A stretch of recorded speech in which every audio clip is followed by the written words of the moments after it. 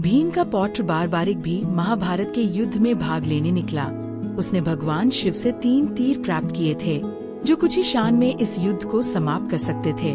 पर उसने निर्बल की ओर से ही लड़ने का प्रण किया था, जिससे असमानता होती और दोनों सेनाएं मारी जाती।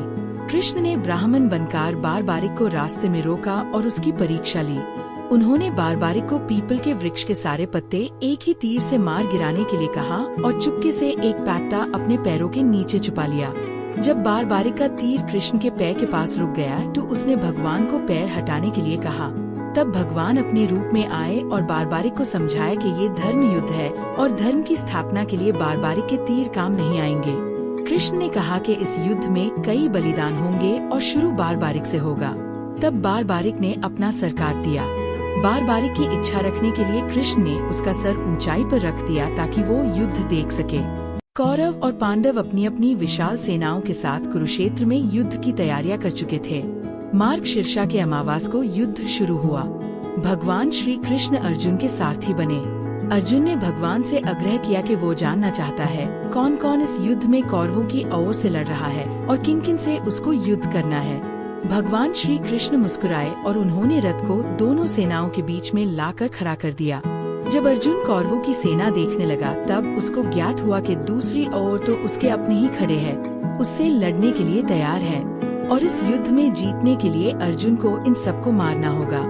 जब अर्जुन ने ये देखा कि उसके परिवार के सदस्य, गुरुजन, मित्र, रिश्तेदार और घर के बड़ों के खिलाफ उसको लड़ना है तो वो दुख, निराशा और विषाद से भर गया। उसने भगवान श्री कृष्ण से कहा कि ऐसे युद्ध को जीतने का क्या फायदा जब उसके अपने ही मारे जाएंगे। इस युद्ध का परिणाम परिवार का, परंपराओं का और समाज का नाश है। अर्जुन ने भगवान से पूछा कि ऐसे राजपाट का क्या फायदा जिसकी कीमत अपनों को खोना है। ऐसे विचारों से भयभीत अर्जुन ने अपना गांडीव छोड़ दिया। वो हताश हो चुका था। अर्जुन भी एक साधारण मनुष्य की भांति समझ नहीं पा रहा था कि वो धर्म और कर्तव्य का पालन करे या अपने बंधनों का विचार करे। तब भगवान ने गीता का संदेश दिया। अर्जुन इस प्रकार हताशा से घिर गया था कि उसने भगवान से कहा, चाहे कौरव मुझे मार दे पर मैं अपनों को कैसे मार दूं? कौरव लालच में इतने अंधे हो चुके हैं कि उनको सही और गलत का अंतर नहीं दिख रहा। पर मुझे समझ आ रहा है कि ऐसे ऐश्वर्य का, ऐसे राज का क्या प्रयोग जो अपनों की मृत्यु पर मिले।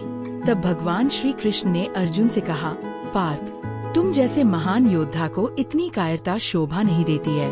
अपने मन से इस निर्बलता को निकालो और उठो, अपने शत्रुओं का नाश करो। अर्जुन ने कहा कि उसका मन दया से भर गया है और उसकी बुद्धि अपने क्षत्रिय धर्म से विमुख हो रही है।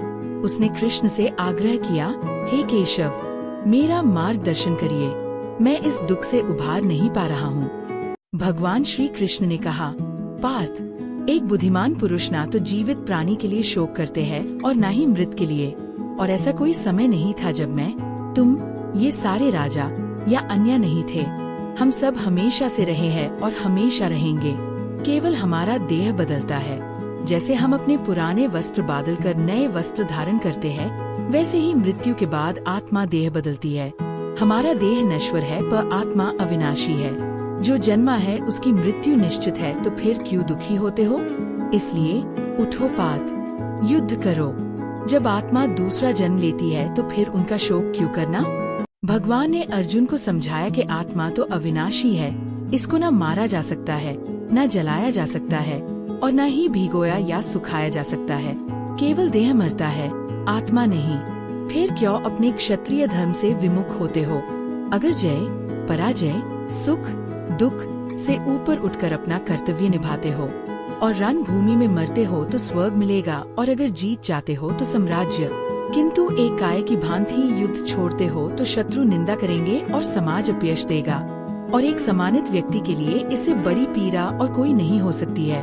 भगवान ने आगे कहा कि जो पुरुष अपने धर्म का और कर्तव्य का अनुसरण करते हैं उनकी बुद्धि एक चित्त रहती है, किंतु जो व्यक्ति संकल्पहीन होते हैं उनकी बुद्धि अनेक शाखों में बांट जाती है। इसलिए उठो पार्थ और एकचित हो। भगवान ने सांख्यों का ज्ञान देते हुए अर्जुन से कहा कि संसारिक लाभ, हानि, सुरक्षा और अन्य बातों से ऊपर उठकर परमात्मा से जुड़ी। भगवान श्री कृष्ण ने आगे समझाया कि अर्जुन अपने कर्म करने का अधिकार रखता है, लेकिन उन कर्मों के फल पर उसका अधिकार नहीं है। एक क्षत्रिय होने के कारण अर्जुन का कर्म युद्ध करना है, उसके परिणाम के जुड़ना नहीं है।